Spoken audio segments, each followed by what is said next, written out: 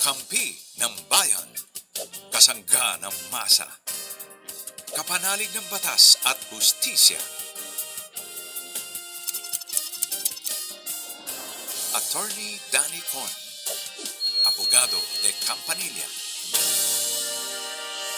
Isang magandang gabi po sa lahat ng ating mga viewers sa YouTube man yan or sa Facebook. Sana po ay kayo ay nasa mabuting kalagayan at malamang sa inyo ay nakauwi na sa bahay o kaya naman naghahapunan. At sana good news ang inyong mga nakukuha at positivity lang sa gabing ito. Sabi nga natin sa gabi, dapat nagpapahinga na tayo. So, clear your mind and have peace while eating and when you go to sleep. Ako po inyong Mare ng Bayan, Mare Yao.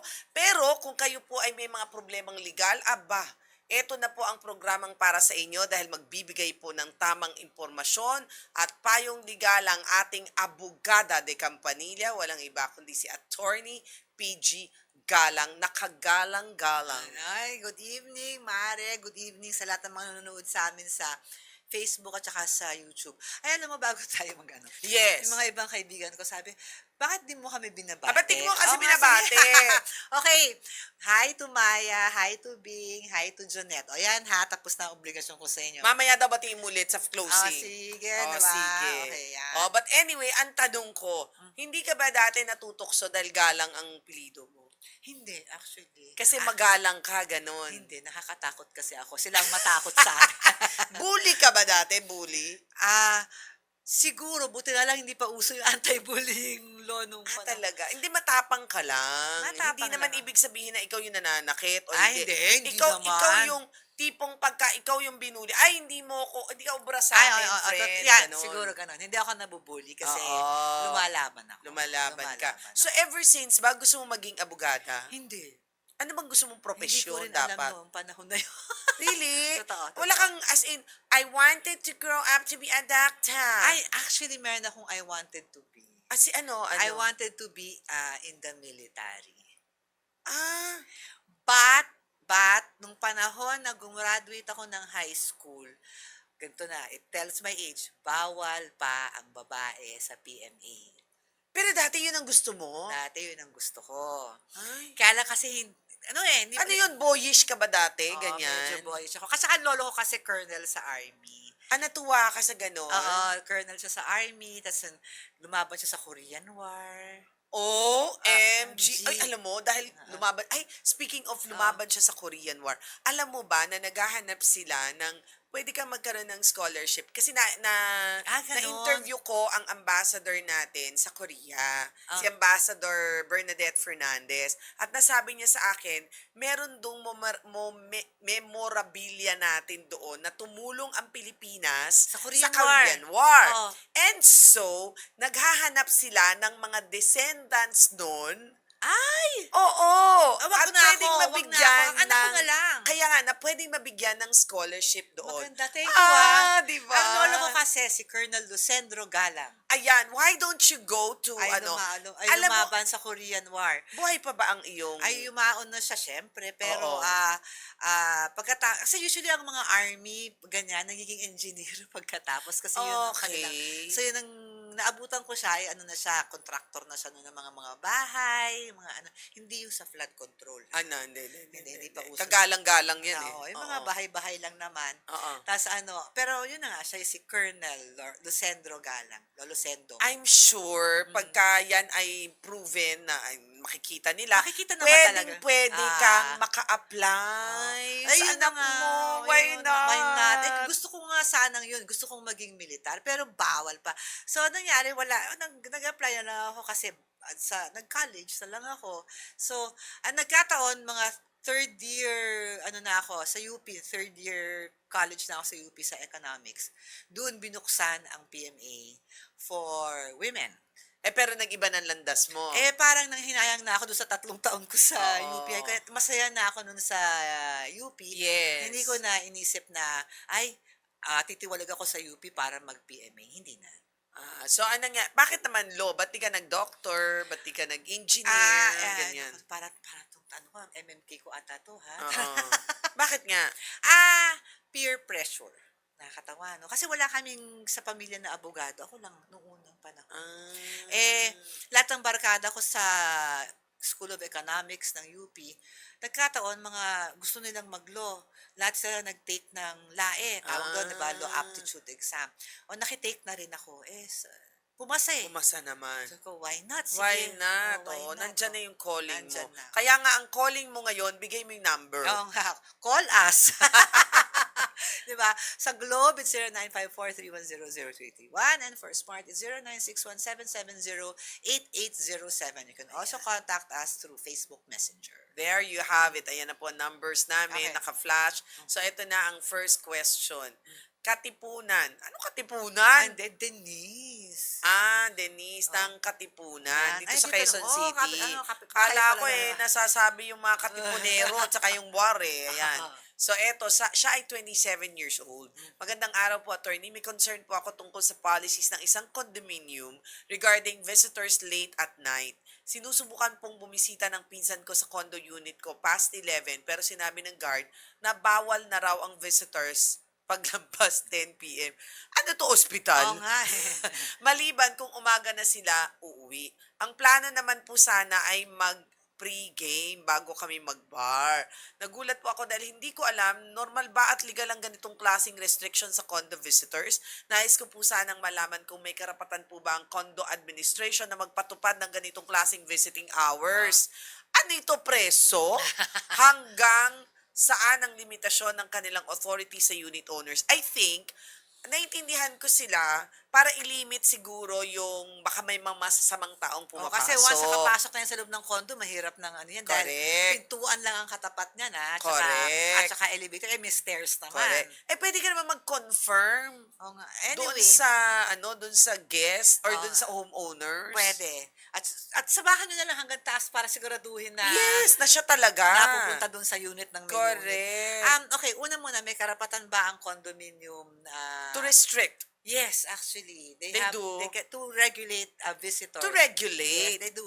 Kasi tandaan nyo, ang mga condo unit owners, ang pag-aari nyo is yung condo nyo mismo, yung from the pintuan, the space that you have, yung actual.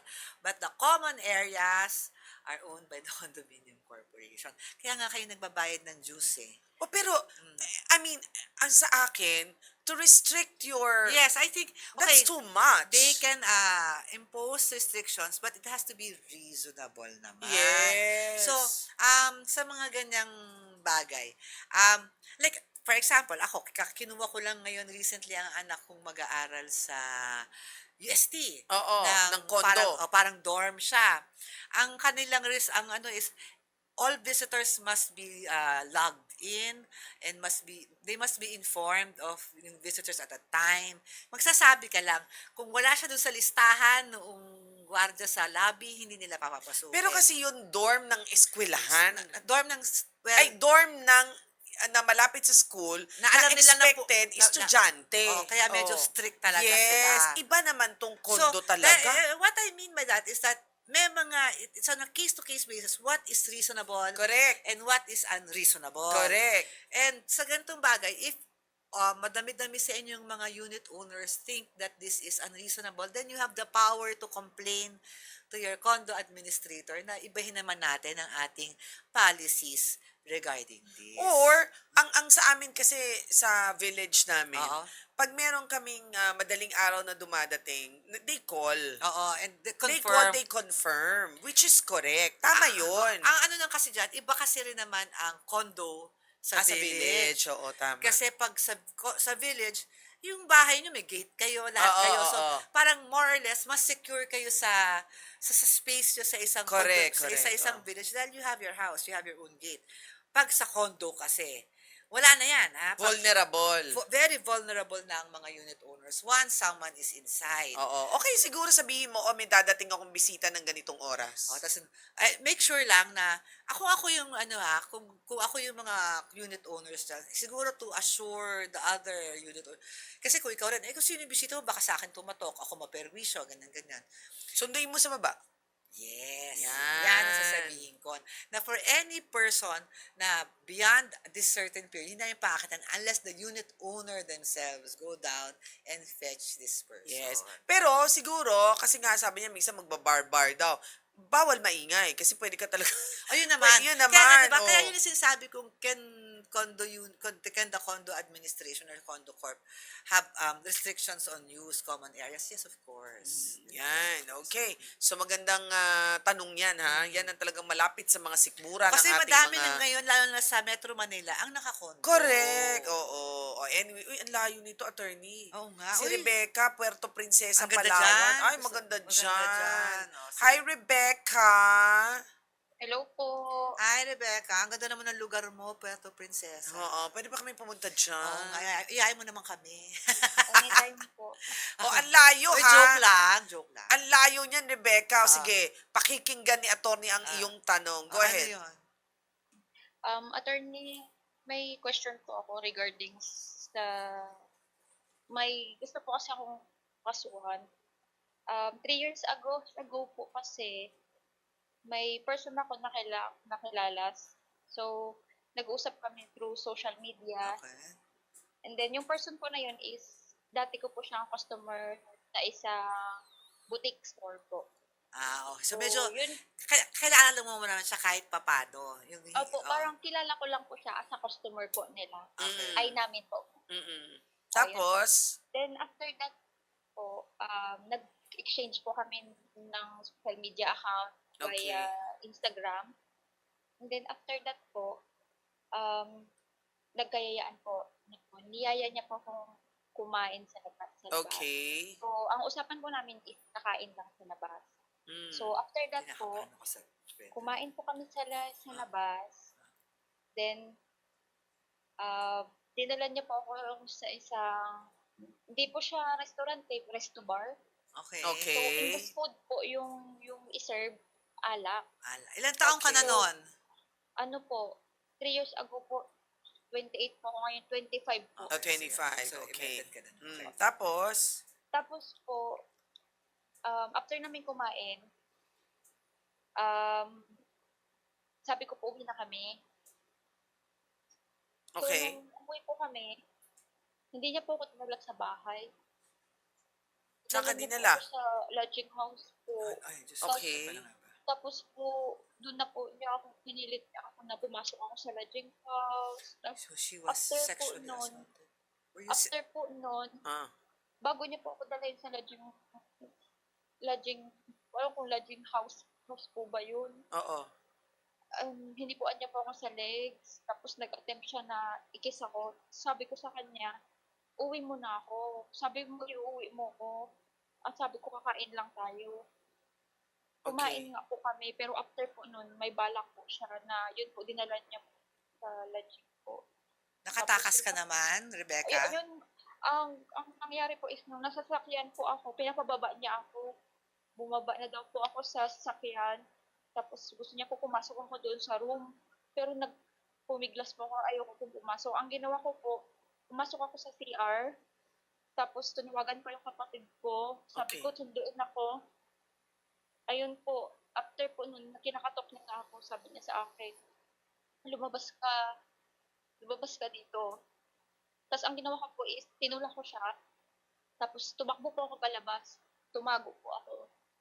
After po nun, text po ng text, tawag ng tawag, saan daw ako. Hindi po ako nagpakita sa kanya. Pero nakikita ko po yung sasakyan niya, daan ng daan. Kasi doon lang po ako Napaka-traumatic sa naman area ito. na yun.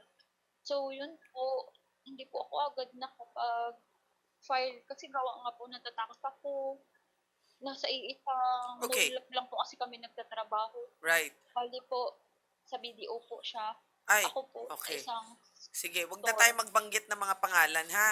At saka ng Opo. mga lugar at saka ng mga ano, ha? Okay, ang tanong ko, Rebecca, noong ikaw ay nakatakas na, hindi natuloy yung balak niya? Dahil Hindi po nakatakas natuloy. ka. Okay. Hindi po Ngayon, nakatakas po ako. okay, 3 taon na ang nakakalipas. May po, 3 years may na po. tumatawag ba siya sa iyo? Wala Or naman po tumatawag. Pero po kasi bigla po kasi nagpop yung mukha niya sa feed ko. okay. Naalala ko na naman po. Traumatized Ah, siya. okay, Naiyak sige. na naman po ako. Kasi parang kinakalimutan ko na po siya. Gusto ko na po mag-move on. gusto ko na po ng peace of mind. Okay. Pero Ano ba parang ang balak mong gawin ngayon, Rebecca? Ano gusto ang ko po magsampa ng case sa kanya. gusto Gusto ko niya po ng magsampa ng justice. kaso? Kasi Okay. hindi po ako nakapagsampa ng kaso 3 years ago dahil takot po ako. Pero ngayon, Natatakot meron ka ng ako. lakas ng loob para Ngayon po, ipaglaban. yes po.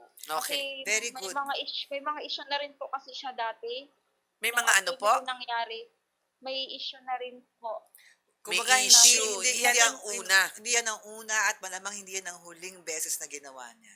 Okay. Hindi po So, yun sa akin lang. Feel ko po sa ibang babae, nagagawa meron niya rin din. po yun. Oo, oo, Opo. oo. So, attorney, sa ganitong klaseng sitwasyon ni Rebecca, of course, natakot siya.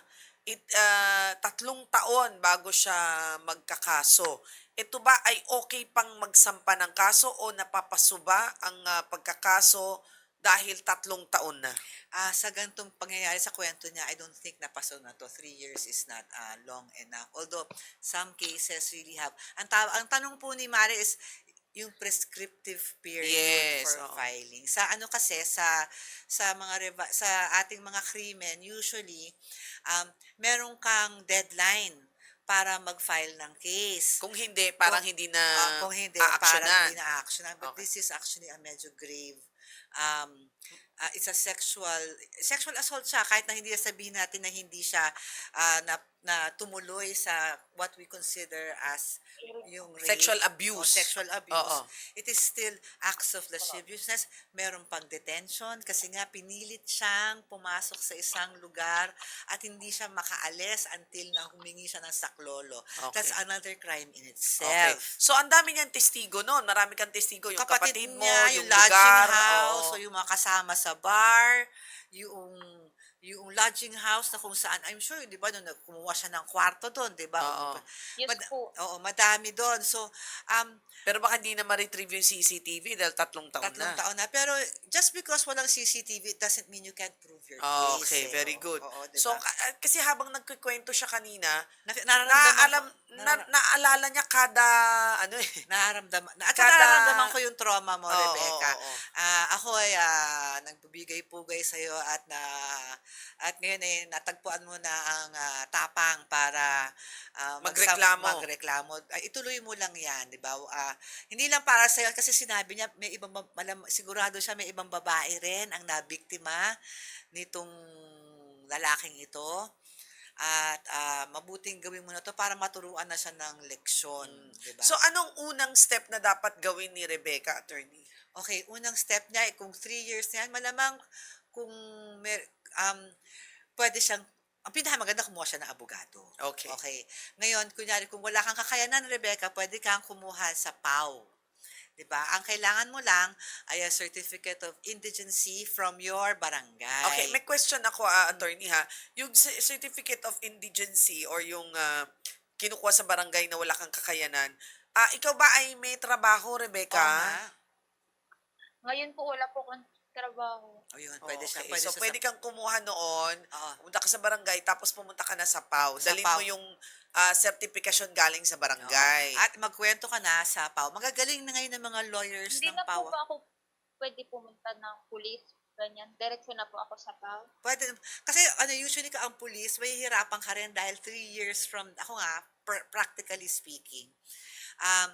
Hindi siya yung agad-agad eh. Oo. Kumbaga, hindi siya nangyari kanina na nagpunta ka sa pulis. Nangyari siya 3 taon na panahon, ngayon ka lang pupunta sa pulis. Pwede rin yun sa police, pero malamang ituturo ka rin ng police na Kumuha ng abogado. Kumuha ka ng abogado. Oo. Nakuha mo, hindi Yes. porke hindi ka pumunta sa pulis, talo ka na. Hindi yon. Mm. Kumbaga lang, binibigyan ka lang ng tamang proseso ng pulis na pumunta ka sa abogado at Oo, doon ka at mag-file. tutulungan ka naman rin nila. Yes. Pero either case, I think mas magandang mauna ka na sa abogado, yung abogado na makikipag-usap sa police para matugis yung... Yes. Nakuha mo? Yes po. Ano po yung pwedeng i-file po? Ay, maganda yan. Sexual assault, ang mahinang pwedeng ikaso dun sa taong gumawa to sa inyo. Pwede rin illegal detention. Kasi Oo. parang kinulong ka niya sa kwarto Oo. at kailangan mo na saklolo eh. Yes po. Oh, ganito 'yan ha, Rebecca, hindi tayo ang baka nagkakamali ka, hindi tayo ang nagdidikta kung anong klaseng kaso ang isasampa kasi It will depend gawain on 'yan ng piskalya, piskalya, ng oo. Pero prosecutor. as long as sabihin mo lahat ng nangyari sa'yo Yes. at pero definitely, Rebecca, meron siyang kasalanan. Meron Yes. siyang krimen na ginawa against you. Kaya importante yung sabihin mo yung paghipo, yung pagdala sa Acts ganito. of lasciviousness sa pinakamababa dyan. Oo, tapos Pero meron kasing pagkulong sa kwarto. pagkulong, yan. Na sabihin mo merong yan. sexual element, mabigat yun. Mabigat yun. Mabigat oo. yun. Kasi, bakit ka naman pupunta ng lodge? Ano yun? Jack and Poy? Oo nga, Kaya nga po. magkukwentuhan kayo. Di ba? Oo. Magkikwentuhan kayo sa loob. Eh, nagkikwentuhan Sabi na kayo niya- doon sa labas eh. Sabi niya nga po magpapahinga lang. Sabi ko magpapahinga, sabi ko iuwi mo. Oo. So, lahat ng mga sinabi mo sa amin kanina, pwede mong Saka kasi, isalaysay. diba, nung kahit sabi mo nang ayaw mo nang pumunta, dinala ka pa rin. No? That's illegal eh. Yes po. Yes. Okay. Okay. Good luck sa'yo, Rebecca, ha? Good luck. Magpakatatag ka, Rebecca. Correct. Oo, ha? Para lang yung mga ganyang klaseng tao, hindi pinapalaboy-laboy sa... Nakakainis, oh. Sa Tsaka kalsada. at least, buti sa kanya kasi now, tignan mo, traumatized siya 3 years, she can't move on. Now she realized It's about time. and she wants justice. Correct. Diba? And that's what she wants. Okay. Thank you, Rebecca. Thank you. Thank you po. Thank you. Okay, ito naman si Lian, 34 years old ng Quezon City. Magandang araw po. Ako po ay legally adopted child at pumanaw na po pareho ang adoptive parents ko. Wala po silang ibang anak at ako lang po ang naiwan nilang bilang heir. May naiwan po silang 500 square meters na lupa na nakatitle. Pero ang original title po ay hawak ng kapatid ng adoptive mother ko at ayaw pong ibigay sa akin dahil sinasabi niya na ampon lang daw ako. Nais ko po sanang malaman kung ano ang unang legal step para mabawi ang titulo at ma-assert ang inheritance rights ko bilang isang adopted child. At kung mas mainam ba na kumuha ng private lawyer para dito at anong usual cost na range dito. Attorney ha, baka lang iniisip ko sana maliwanagan si Lian doon sa pag sinabi mong legally adopted child Okay. ka. Anong ibig sabihin ng legally Ang adopted? legally adopted child is yung dumaan ka. Nung unang panahon, to be legally adopted, you go to court and you file a petition for adoption. Now, it's no longer the case dahil nga ang reklamo ng mga tao Ang hirap. ang tagal. So ngayon, adoption is now a quasi-judicial function. Nilipat yon sa National Authority for Childcare.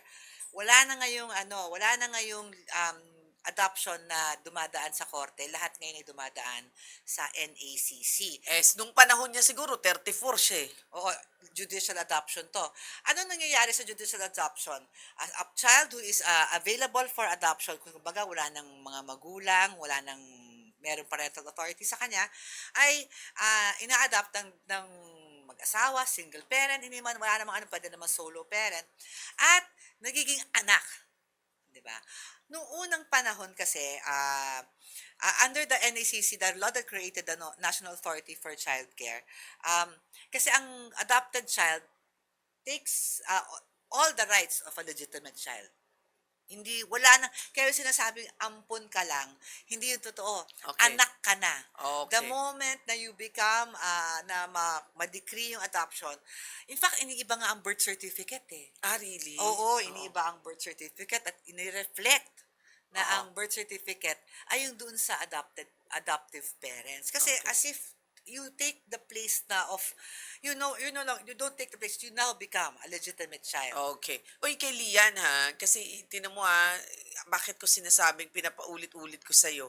Kasi, Kasi nung isang episode natin, meron oo yung, nga simulated birth naman. actually, assimilated birth. Kasi, minsan, akala ng ibang tao, attorney, pag nakasulat na sa birth certificate, yung nanay at tatay, Oo. akala nila legally adopted na sila. Oo. So, kailangan mong i-check yan. Kung merong legal, kung 34 ka, malamang ito yung panahon na judicial, so may order. Order yan. May order sa korte. Oo, okay. So, hindi porke nakasulat ka sa birth certificate, ay ikaw na ay legally adopted. Oo. Meron ngayon tayong tinatawag natin na SIBRA, S-I-B-R-A, the Oo. SIBRA law, the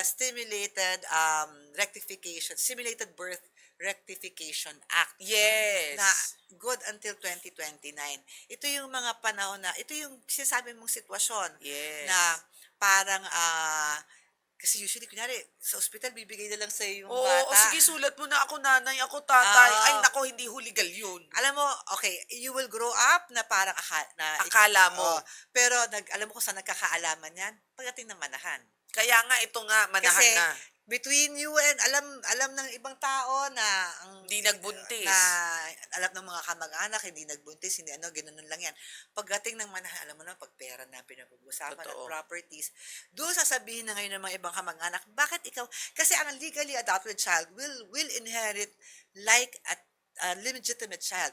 And in Lian's case, babae ba to, lalaki, pwedeng, I don't know kung ano, sole heir siya. Nag-iisa. So, siya ang magmamana ng lahat.